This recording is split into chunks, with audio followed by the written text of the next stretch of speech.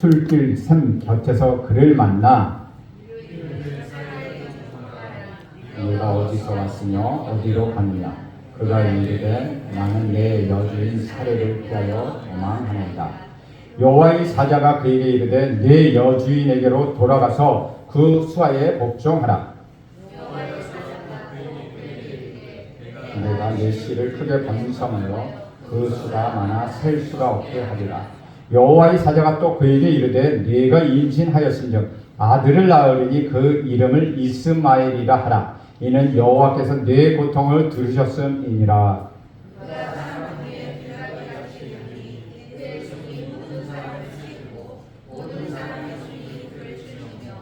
모든 황제와 대항하면 살피가 합니다. 하갈이 자신에게 이르신 여호와의 이름을 나를 살피시는 하나님이라 하셨으니 이는 내가 어떻게 여기서 나를 살피시는 하나님을 배웠는고 하니라. 라헤로이가 불렀으며 그것은 가데스와 베렛 사이에 있더라. 하갈이 아브람의 아들을 낳으며 아브람이 하갈을 낳은 그 아들을 이름하여 이스마엘이라 하였더라. 하갈이 아브람에게 이스마엘을 낳았을 때에 아브람이 86세였더라. 아멘. 이것은 주님의 말씀입니다. 지난주에 우리는 믿음의 사람 아브라함도 큰 실수를 했다고 말씀드렸습니다.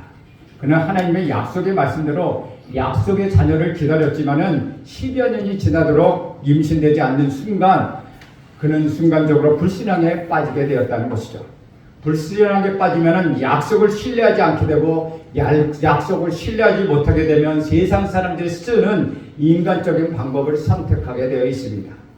실수는 두 가지가 있습니다. 본질적인 실수가 있고 순간적인 실수가 있습니다. 본질적인 실수는 구원을 잃어버려서 멸망에 이르게 하는 실수입니다. 그러나 순간적인 실수는 구원을 잃어버리지는 않지만 약속의 말씀을 붙잡지 못하기 때문에 좌절하고 절망하고 수치를 겪게 되는 것입니다. 하갈은 이런 사례와 아브라함의 불신앙 때문에 임신하게 되었습니다.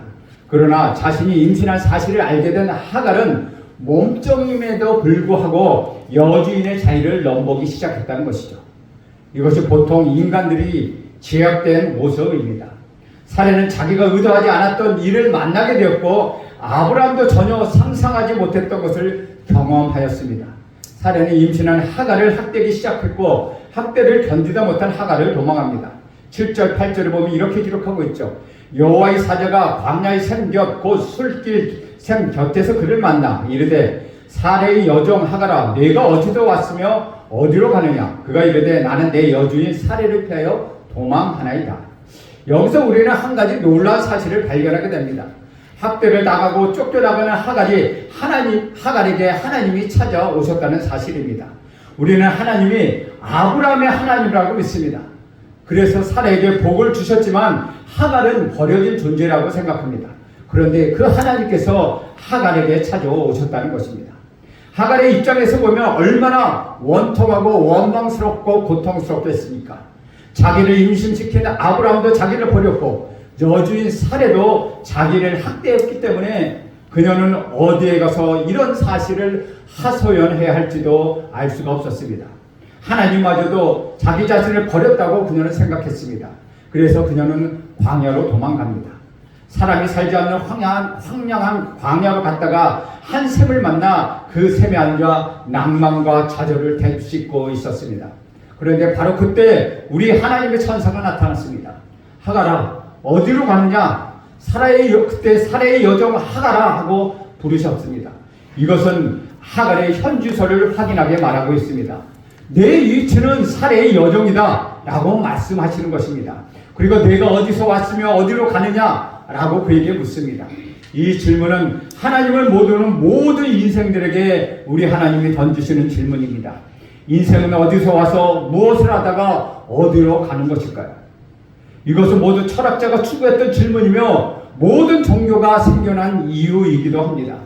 하나님이 없다고 생각하는 사람은 인생이란 우연히 태어나서 생존 경쟁의 세상에서 피투성이가 되도록 싸우며 살다가 어느 날 죽어서 그저 사라져버리는 존재라고 생각합니다. 그러나 하나님을 믿는 사람들에게는 이 질문에 대한 분명한 해답이 있다는 것이죠. 우리는 우연히 이 세상에 태어난 존재가 아니라는 것입니다. 하나님의 계획에 의하여 하나님으로부터 창조돼서 하나님으로부터 왔으며 하나님을 위하여 직장을 갖게 되고 하나님 때문에 열심히 이 세상을 살다가 어느 날 우리 하나님이 부르시면 그분께로 돌아가는 것, 그것이 분명히 말하고 있는 우리 인간의 삶이라고 이야기하고 있다는 것이죠. 이렇게 자기 인생에 대한 확고한 생각이 선 사람들은 두려워하거나 방황하거나 고난에 타져도 힘들어하지 않습니다. 그러나 하갈은 그렇지 못했다는 것이죠. 그녀의 대답은 반대쪽 대답이었다는 것입니다. 저는 저희 여주인 사례를 피하여 도망갑니다 라는 말은 어디서 왔느냐는 질문에 대한 대답이었습니다. 어디로 도망가고 있느냐의 무렵에 대한 대답은 없다는 것이죠. 도망자는 갈 곳이 없습니다. 인생의 문제는 세상에 태어나긴 했는데 과연 어디로 가야 하는지 나 자신도 모르는 데 있다는 것이죠. 하갈의 대답은 철학적인 대답이 아니었습니다. 아주 현실적인 대답이었습니다. 내가 도망가고 있다는 사실은 분명하지만 어디로 가야 하는지를 모르겠다고 말하고 있는 것이죠. 광야로 떠돌아다니는 하갈은 마치 카인이 자기 동생을 죽이고 유리하고 방황하며 떠돌아다니는 그 모습과도 너무나 흡사하다는 것이죠. 그러나 하나님은 이러한 하갈을 그냥 내버려 두지 않으셨습니다. 아브라함에게서도 사라에게서도 버림을 받았지만은 우리 하나님은 하갈을 버리지 않으셨습니다. 하나님은 또한 여러분을 버리지 않습니다.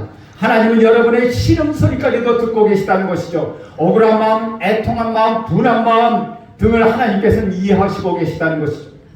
이스라엘 백성들이 애굽에서 종로로 들어와 400년간 있을 때에도 하나님은 그들의 신음을 들으시고 모세를 보내셔서 그들을 해방시켰습니다. 또한 이스라엘 백성이 70년간 바벨론 포로로 잡혀갔을 때에도 그들의 기도 소리와 신음 소리를 들으시고 응답하셨다는 것이죠. 신약에서의 소경이며 거지인 바디메오가 다윗의 자손 예수여 나를 불쌍히 여기소서라고 절규했을 때에도 우리 예수님은 그 말을 무시하지 않으시고 그의 소원을 들어주셨습니다. 부자였지만 내려왔던 삭개오가 예수님을 만나고 싶어서 뽕나무에 올라가 소리를 지르지 못하고 마음을 졸이며 지켜보고 있었을 때에도 우리 예수님께서는 삭개오에게 쳐다보시며 말씀하십니다. 삭개오의 그 침묵 소리를 들으셨다는 것이죠. 그것을 지나가실 때 나무 위를 쳐다보면서 삭개오야 속히 내려오라. 오늘 내가 너희 집에 거하여야 하겠다고 말씀하셨습니다. 요한복음 10장 18절에 보면 내가 너희를 고와 같이 버려두지 아니하겠다고 말씀하십니다. 이사야상 49장 15절에서도 여인이 어찌 그 젖먹는 자식을 잊겠으며 자기 태어난 아들을 긍휼히 여기지 아니하겠느냐. 그들은 혹시 잊을지라도 나는 너희를 잊지 않을 것이라고 우리 하나님 말씀하십니다. 사랑하는 여러분, 하나님은 여러분의 기도 소리를 들으십니다. 하나님은 여러분의 작은 신음소리까지도 들으십니다. 하나님은 약한 자의 편에 서 계시는 분이십니다. 우리 9절 말씀을 함께 읽겠습니다. 시작. 여호와의 사자가 그에게 이르되 내 여주인에게로 돌아가서 그 수하에 복종하라. 하나님은 또 한 번 우리를 놀라게 하십니다. 하나님의 말씀은 너를 도와주겠다라든지 너에게 복수를 해주겠다라든지 그래서 너에게 새로운 길을 열어주겠다고 말씀하고 계신 것이 아니라는 것입니다. 그 지긋지긋한 사라의 학대 밑으로 다시 돌아가라고 말씀하십니다. 이 말씀을 듣는 순간 하갈의 마음은 어땠을까요? 죽으면 죽었지 그것은 절대 돌아가지 않겠습니다 라고 대답했을 것입니다. 그러나 하나님은 그것으로 돌아가라고 말씀하십니다. 여기서 발견하는 믿음의 비밀은 순종이라는 것입니다. 축복의 열쇠는 순종이라는 것이죠. 내 여주인에게도 돌아가라는 말은 만약 내 말을 듣고 내 여주인에게 돌아가면은 그녀는 편에 있을 것이다 라고 말씀하시는 것입니다. 여러분, 순종은 세상을 변화시킵니다. 순종은 여러분의 상황을 변화시킵니다. 순종은 여러분의 집안을 변화시킵니다. 순종은 여러분의 자녀를 변화시키고 여러분의 남편을 변화시키고 여러분의 아내를 변화시킨다는 것이죠. 옛 주인에게로 돌아가는 말은 본래의 위치로 돌아가라고 말씀하시는 것입니다. 참된 행복은 제자리로 돌아가는 것에 있습니다. 하나님과 관계에서 정위치로 돌아가는 것, 그것이 바로 행복의 길이라는 것이죠. 그러나 인간은 하나님께 돌아가는 것, 그것을 거부합니다. 그럼에도 불구하고 우리 하나님 계속해서 내게로 돌아와라, 내게로 돌아와라고 말씀하고 계시다는 것이죠. 남편과 아내는 모두 자기 위치로 돌아가야 합니다. 혹시 이 자리에서 아내가 싫어서 집 밖으로 나도는 남편이 있다면 집으로 돌아가기를 축원합니다. 하나님 내 아내로 돌아가라고 말씀하십니다. 새로운 세계로 돌아가는 것 같지만 그곳에는 더 큰 비극이 기다리고 있을 뿐이라는 것이죠. 남편을 힘들게 해서 밖으로 돌아가는, 남편이 힘들게 해서 밖으로 나돌고 있는 아내가 있다면 이 말을 드십시오. 너의 위치로 돌아가라. 제 위치로 돌아가라. 아들의 행복은 아버지와 어머니와의 화해하고 집으로 돌아가는 것입니다. 탕자가 가장 행복했을 때는 자기 아버지에게로 돌아가는 것이었습니다. 그 아버지에게 돌아가서 있을 때 그는 가장 행복했다는 것이죠. 제 위치로 돌아가는 말씀은 하갈을 괴롭히는 말씀이 아니라는 것입니다. 사례의 몸쪽으로 돌아가는 것은 결코 쉬운 일이 아니었다는 것이죠. 얼마나 어렵고 고통스럽고 힘든 일이겠습니까? 여러분 다시 한번 그 반대로 생각해 보십시오. 그렇게 힘들고 자존심이 상하고 어렵지만 만일 하갈이 돌아가겠다고 마음을 결정했다면 하갈은 마음가짐을 새롭게 했을 것입니다. 그의 성격도 죽였을 것입니다. 아랫사람과 윗사람은 모두 자기 위치로 돌아가야 합니다. 학생은 학생의 위치로 돌아가고, 선생은 선생의 위치로 돌아가고, 목사는 목사의 위치로, 장로는 장로의 위치로, 권사와 집사는 권사와 집사의 위치로 각자 자기 위치로 돌아가야 한다는 것입니다. 여러분 과연 끼어진 자리에서 다시 돌아가게 하는 열쇠는 무엇입니까? 바로 순종이라는 것입니다. 자기 감정이 아니라 하나님의 말씀에 순종하는 것, 그것이 바로 열쇠라는 것이죠. 바로 그분이 우리 구주 예수 그리스도이십니다. 그는 본래 하나님이셨지만 하나님과 동등됨으로 취하실 것으로 여기지 아니하시고 오히려 자기를 비워 종의 형체를 가져 사람과 같이 되셨고 사람의 모양으로 나타나셨으며 자기를 낮추시고 죽기까지 복종하셨으니 곧 십자가에 죽으심이라. 예수님의 삶을 한마디로 말하면 하나님 말씀에 순종하는 것이었습니다. 그래서 히브리서 5장 8절에 보면 그가 아들이시라도 받으신 고난으로 순종함을 배워서 온전하게 되었은즉 자기를 순종하는 모든 자에게 영원한 구원의 근원이 되셨다고 말씀하고 있다는 것이죠. 하나님의 근원은 우리 구주 예수 그리스도의 순종으로 완성되었습니다. 하나님의 축복은 여러분의 순종으로 완성됩니다. 여러분의 가정의 축복은 여러분의 축복으로 완성되는 것입니다. 여러분의 가정은 여러분의 순종으로 완성됩니다. 자녀간의 회복도 순종으로 회복되는 것입니다. 10절 말씀을 함께 읽겠습니다. 시작. 여호와의 사자가 그 수가 많아 셀 수 없게 하리라. 순종하면 약속의 자녀가 아닐지라도 그 축복은 동일하게 받는다는 것입니다. 오늘 보면은 이스마엘의 씨를 크게 번성해서 그 수가 셀 수 없게 한다고 하나님 말씀하셨습니다. 이스마엘은 어떤 자식입니까? 약속의 자녀가 아니라 인간적인 방법으로 태어난 자녀입니다. 그럼에도 불구하고 하나님은 그 이스마엘조차도 선하게 축복하신다는 것이죠. 약속하던 순종하면 약속의 자녀가 아닐지라도 그 축복은 동일하게 받는다는 것입니다. 그 열쇠가 무엇입니까? 순종이라는 것이죠. 하나님은 하갈의 약속의 자녀를 잉태하지 않았습니다. 실수로 그는 임신하게 되었습니다. 그는 불신앙 때문에 생긴 임신이었습니다. 하지만 하나님께서는 이삭만큼 이스마엘도 축복하셨습니다.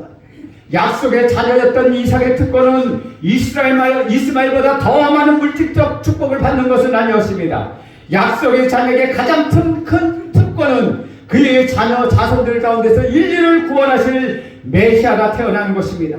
그 메시아는 온 인류를 구원한다는 사실에 있다는 것이죠. 많은 사람들이 선택을 독점이라고 생각합니다. 이스라엘 백성들이 실수로 하나님을 독점하게 되었다는 것이죠. 하나님은 이방인의 하나님이 될 수 없다고 생각했습니다. 할례 받은 자, 율법 받는 자의 하나님이어야 한다고만 그들은 생각했습니다. 그러나 하나님께서는 이스라엘 백성에게 기대했던 것은 이스라엘 백성 가운데서 메시아가 태어난다는 것이었습니다. 하나님의 뜻은 이스라엘 백성들이 메시아를 독점하는 것이 아니었다는 것이죠.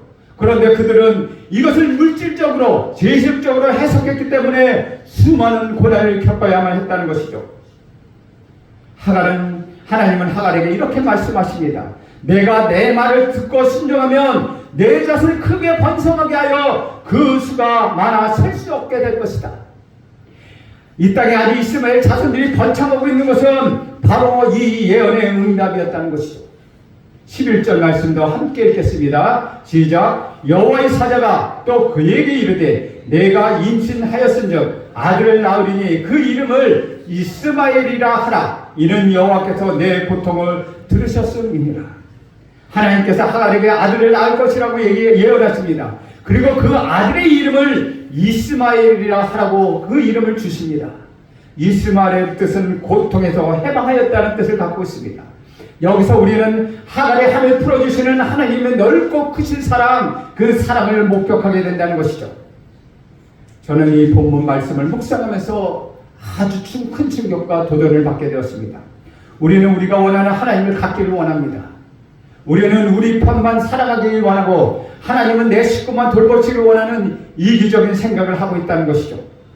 우리 안에는 하나님께서 내 편이 아닌 다른 사람에게 잘 해주지 않으면 좋겠다고 하는 그런 바람이 있다는 것이죠.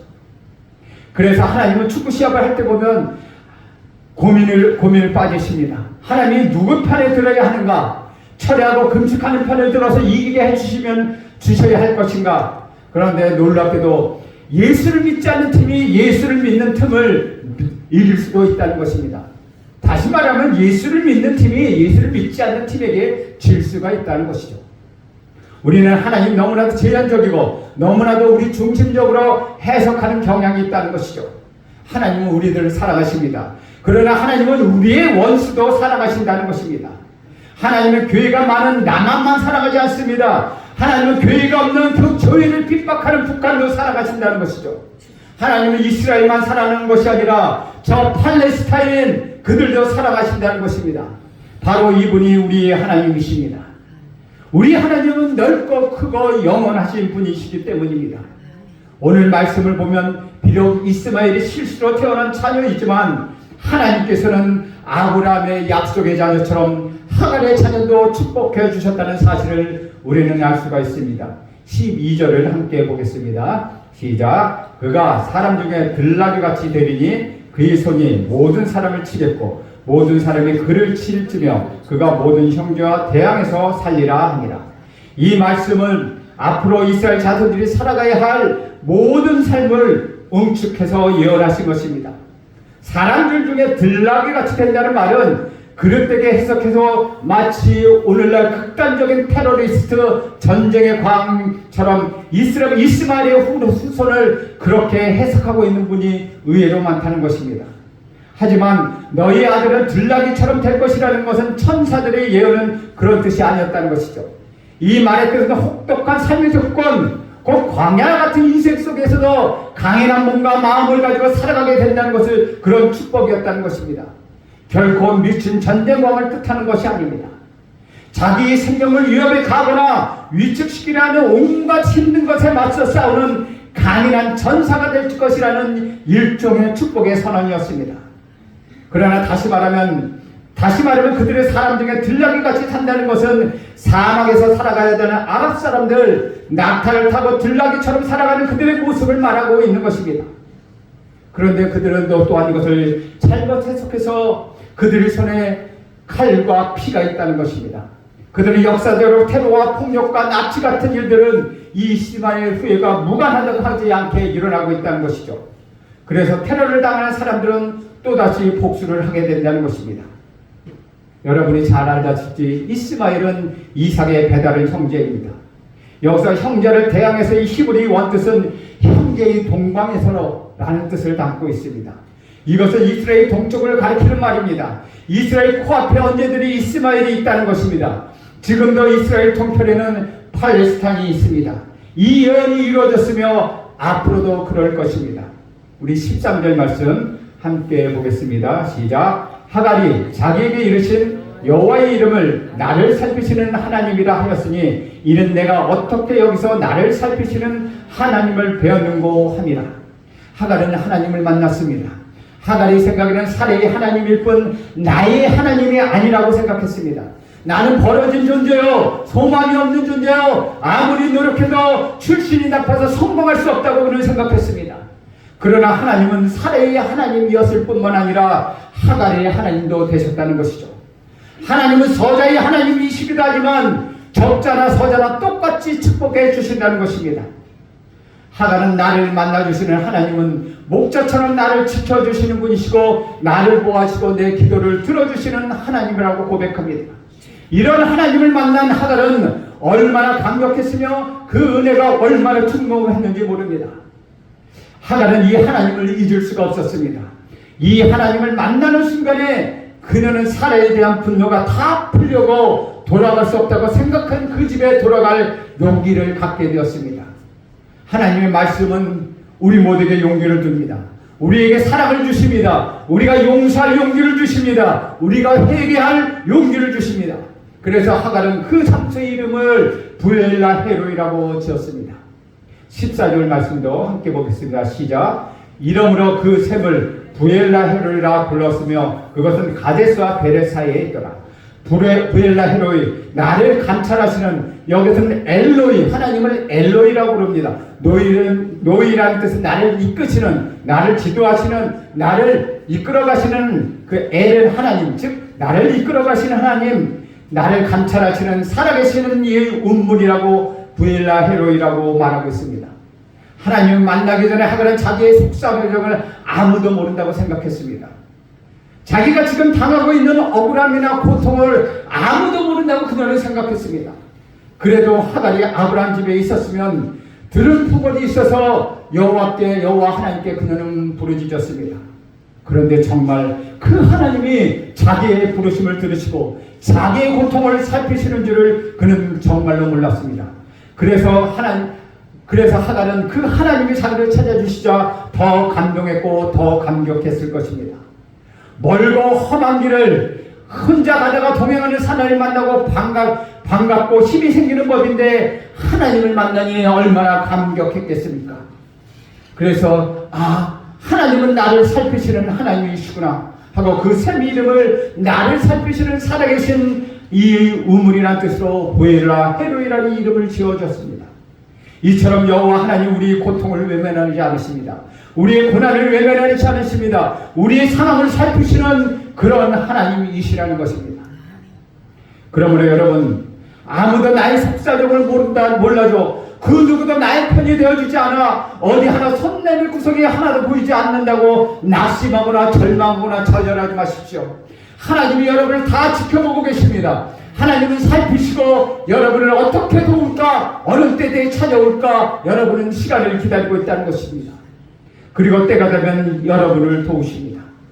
시편 40편을 보면 다윗이 하나님을 부르짖으며 기도하며 기다렸더니 하나님의 그의 부르짖음을 들으시고 그가 기가 막힐 웅덩이에서 수렁에서 끌어올리시고 그의 발을 반석에 올려주셔서 그의 발걸음을 견고하게 하셨다고 그는 고백하고 있습니다.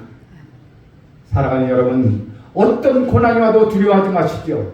고난 속에서 하나님께 부르짖고 기도하면, 하나님의 뜻을 행하면 하나님의 구원을 기다리십시오.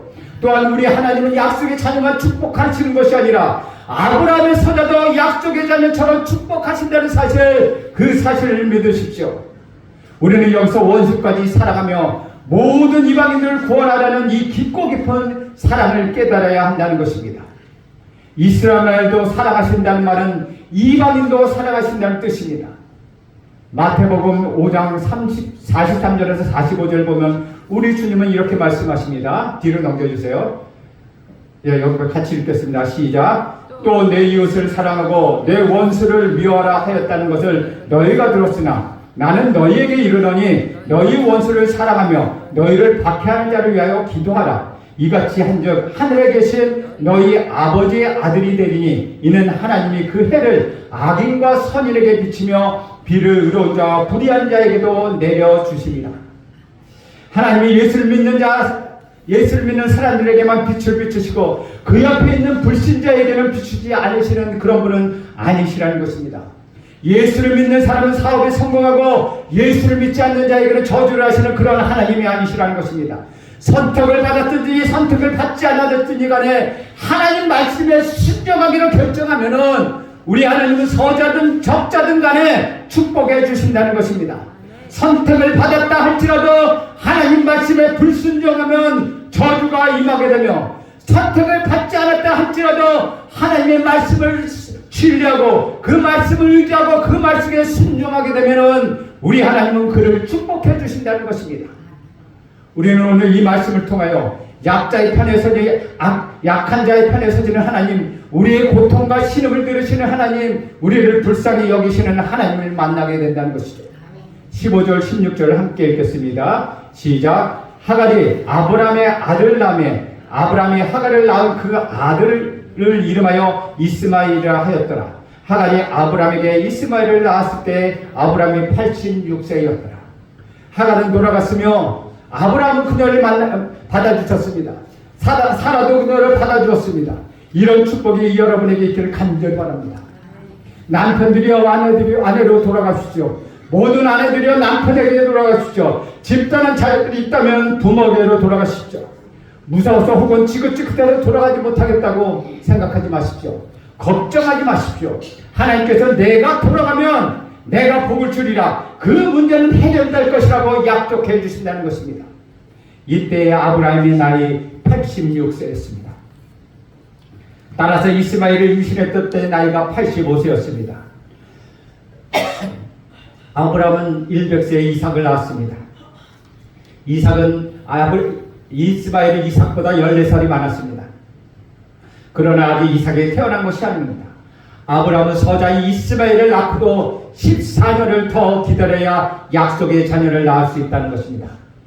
믿음을 기다리는 것이며 순종하는 것입니다. 할 수 없다고 생각돼도, 내 감정에 맞지 않는다고 생각해도 우리 하나님이 말씀하시면 순종하는 것, 그것이 믿음이라는 것입니다. 이 순종은 모든 것을 푸는 열쇠인 것입니다. 여러분, 하나님 말씀에 순종하여 여러분이 있었던 모든 문제가 풀리는 그러한 축복이 있기를 간절히 소원합니다. 기도하겠습니다. 하나님 아버지, 우리의 믿음을 새롭게 하시고 순종하게 하시고 하나님의 때를 기다리게 하여 주옵소서. 우리의 마음을 지켜 주옵소서. 예수님의 이름으로 기도합니다. 아멘.